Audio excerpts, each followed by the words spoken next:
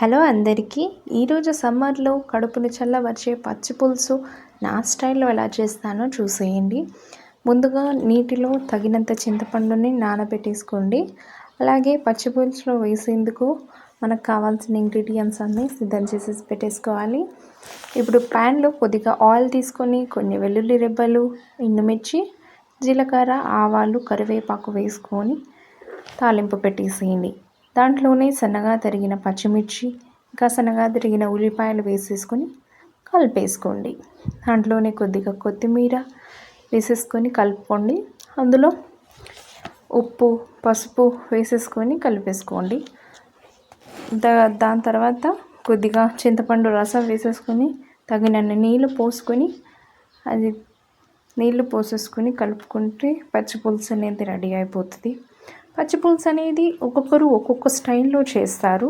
నేను నా స్టైల్లో నాకు నచ్చినట్టుగా నేను చేసేసుకున్నాను. డిఫరెంట్గా ఎవరికి నచ్చినట్టు వాళ్ళు చేసేసుకుంటారు. మీకు ఏ స్టైల్ నచ్చుతుందో కామెంట్ చేయండి. ఈ రెసిపీ మీకు నచ్చితే లైక్ చేయండి, షేర్ చేయండి, మా ఛానల్ని సబ్స్క్రైబ్